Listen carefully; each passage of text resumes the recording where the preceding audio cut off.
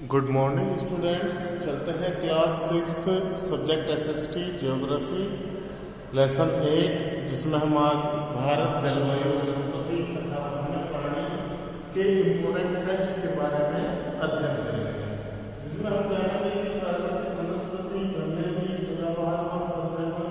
मेरे कहने का भाव यह है कि भारत में जो जलवायु पाई जाती है या वनस्पति पाई जाती है, तो उसके अकॉर्डिंग वहाँ पर कैसे जीव जंतु पाए जाते हैं, कैसे वनस्पति पाई जाती है, इन सब के बारे में आज हम अध्ययन करेंगे। तो सबसे पहले आता है कि भारत में पाई जाने वाली ऋतुएं जो होती हैं वो होती है सर्दी दिसंबर से फरवरी तक, फिर आती है गर्मी मार्च से मई तक, और फिर आती है वर्षा जून से सितंबर तक। दक्षिण पश्चिम मानसून का मौसम जो होता है वो होता है जून से सितंबर तक।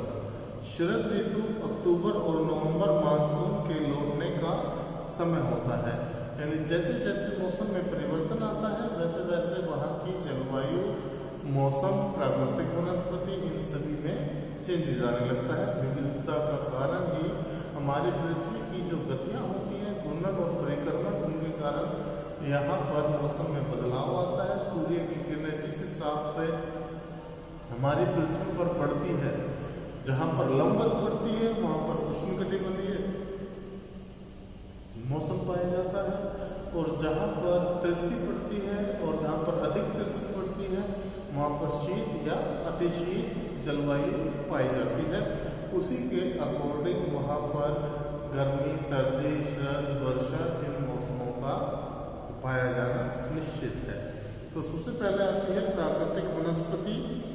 घास, झाड़ियाँ तथा पौधे जो बिना मनुष्य की सहायता के उपजते हैं, उन्हें प्राकृतिक वनस्पति कहा जाता है।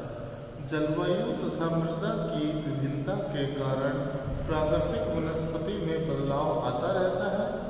भारत में उष्णकटिबंधीय वर्षा वन, उष्णकटिबंधीय पतझड़ वन, कटीली झाड़ियाँ तथा मैंग्रोव वन पाए जाते हैं।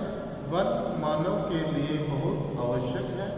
वन्य जीव भारतीय वनों में जंतुओं की हजारों प्रजातियां पाई जाती हैं। भारतीय वनों में बड़ी संख्या में विभिन्न प्रकार के सरीसृप, उभयचर, पक्षी, स्तनधारी, कीट तथा कृमि हैं। बाघ हमारा राष्ट्रीय पशु है। असम में एक सींग वाले गैंडे मिलते हैं। भारत में और भी कई प्रकार के पशु पाए जाते हैं। अनेक प्रकार के पक्षी भी पाए जाते हैं। भारत में सांपों की सैकड़ों प्रजातियां भी पाई जाती हैं। कहने का भाव यह है कि जिस हिसाब से हमारे भारत की जलवायु तथा वनस्पति है, उसके अकॉर्डिंग यहाँ पर वन्यजीव तथा सरीसृप या अन्य प्रजातियाँ पाई जाती हैं, जिसमें जीव जंतु भी होते हैं और अन्य प्रकार के वन भी सम्मिलित होते हैं। सरल शब्दों में अगर कहा जाए तो इसमें जो कुछ इम्पोर्टेंट क्वेश्चंस बनेंगे तो उनके बारे में हम थोड़ा अध्ययन करेंगे। कौन सी पवन भारत में वर्षा लाती है, यह इतनी महत्वपूर्ण क्यों है?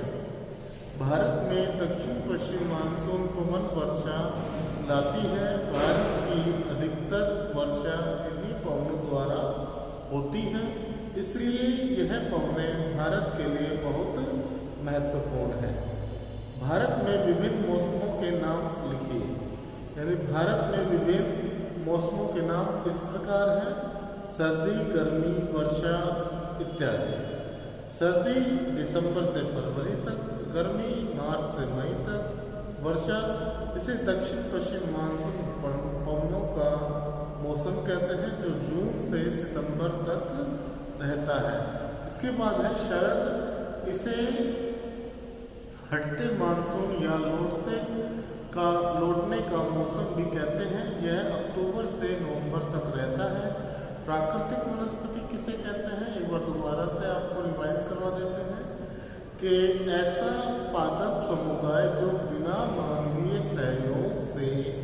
स्वयं उगता तथा फलता फूलता है उसे प्राकृतिक वनस्पति कहते हैं। भारत में पाई जाने वाली विभिन्न प्रकार की वनस्पति के नाम लिखिए। भारत में पाई जाने वाली विभिन्न प्रकार की वनस्पति के नाम इस प्रकार हैं। नंबर 1 उष्णकटिबंधीय सदाबहार वन। नंबर 2 उष्णकटिबंधीय पतझड़ वन। नंबर 3 कटीली झाड़ियाँ। नंबर 4 पर्वतीय वन और नंबर 5 मैंग्रोव वन। अगला क्वेश्चन आता है आपका सदाबहार वन और पतझड़ वन में क्या अंतर है, विस्तार से वर्णन कीजिए। तो सबसे पहले आता है सदाबहार वन। ये वन अधिक वर्षा यानी 200 सेंटीमीटर से अधिक वाले क्षेत्रों में पाए जाते हैं। ये वन हरे भरे रहते हैं। ये वन अपनी पत्तियां एक साथ नहीं गिरा देते। ये वन बहुत सघन तथा ऊंचे होते हैं। इन वनों में महोगनी, रोजवुड, एबोनी आदि वृक्ष पाए जाते हैं। ये वन आर्थिक रूप से इतने लाभकारी नहीं होते। ये वन भारत में अंडमान निकोबार द्वीप समूह, उत्तर पूर्वी राज्यों तथा पश्चिमी घाट में पाए जाते हैं, जहाँ पर वर्षा अधिक होती है और जहाँ पर जल की व्यवस्था अधिक होती है, वहाँ पर ये वन अधिक पाए जाते हैं। इसके बाद आता है पतझड़ वन। ये वन मध्यम वर्षा वाले 75 से 200 सेंटीमीटर क्षेत्रों में पाए जाते हैं, जहाँ पर 75 से 200 सेंटीमीटर के मध्य में वर्षा होती है, वहाँ पर ये वन पाए जाते हैं।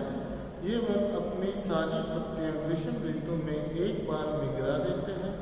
ये वन घने नहीं होते। इन वनों में सागवान, साल, शीशम, आम, नीम, पीपल आदि वृक्ष पाए जाते हैं।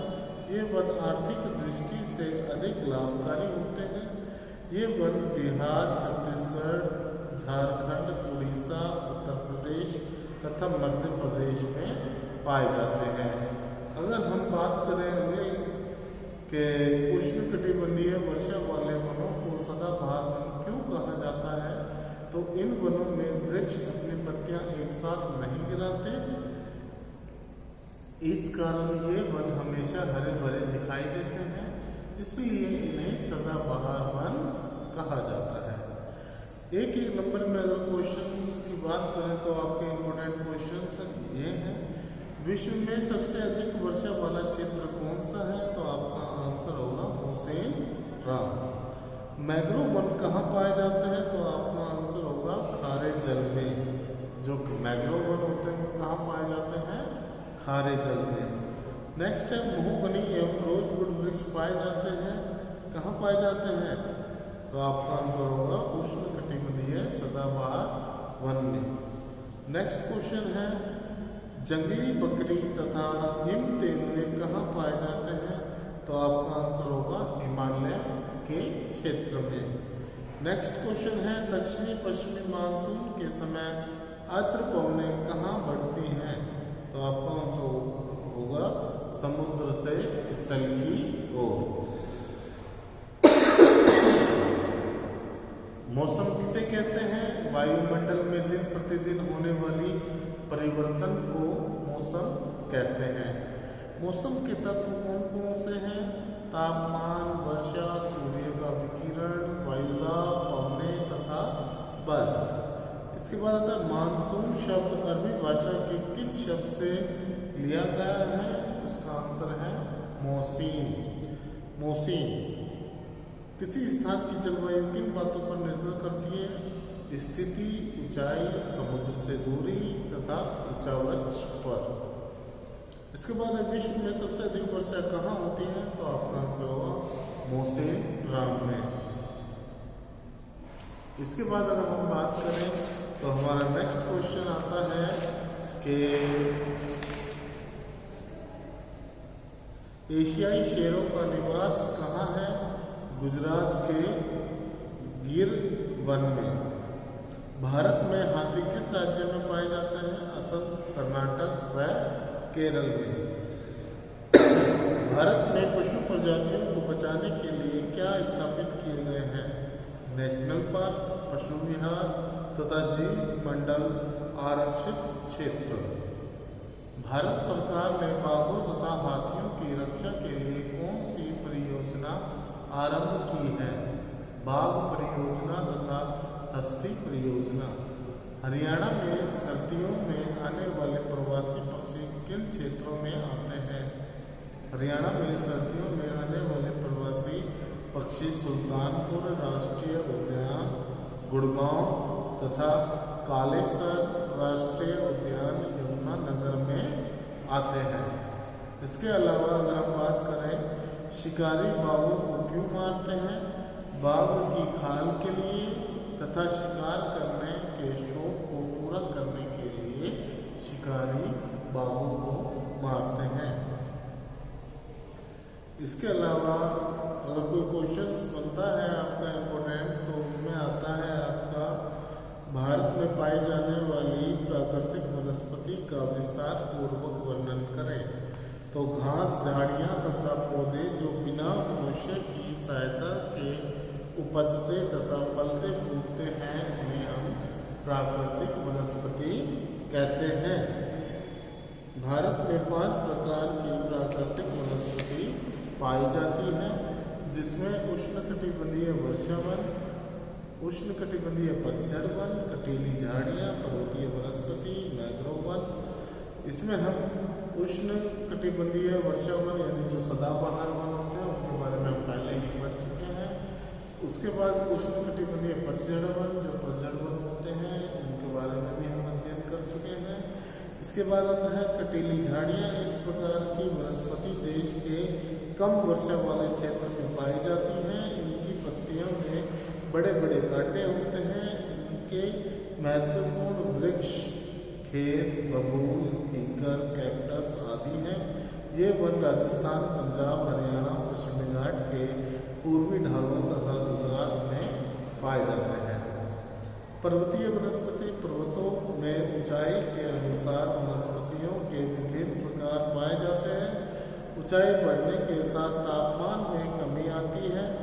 प्रमुख वृक्ष चिड़, पाइन एवं देवदार है। Mangrove one. ये वन खारे पानी में पनप सकते हैं। ये मुख्यतः पश्चिमी बंगाल के सुंदरवन तथा अंडमान निकोबार के द्वीप समूह में पाए जाते हैं।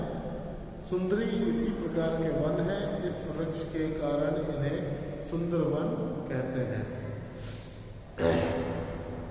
वनों के प्रत्यक्ष और अप्रत्यक्ष लाभ का वर्णन करो। प्रत्यक्ष लाभ। वनों से हमें इमारती लकड़ी प्राप्त होती है। वनों से हमें फल तथा जड़ी बूटियाँ प्राप्त होती हैं। वनों से हमें जलाने की लकड़ी प्राप्त होती है। वनों से हमें रबड़, बुनैन, गोंद आदि वस्तुएं प्राप्त होती हैं। वनों से पशुओं के लिए चारा प्राप्त होता है। अप्रत्यक्ष लाभ। वनों वर्षा लाने में सहायक होते हैं। वन पर्यावरण को शुद्ध तथा हरा भरा बनाने में सहायक होते हैं। वन जंगली जीवों के लिए आश्रय प्रदान करते हैं। वन बाढ़ों की विभीषिका को कम करते हैं। वनों से जलवायु सम रहती है यानी समान रहती है। तो आज के लिए इतना ही। अगर इस वीडियो में आपको कुछ समझ नहीं आया हो या कोई प्रॉब्लम हो तो उसके बारे में आप मुझसे पर्सनली पूछ सकते हैं या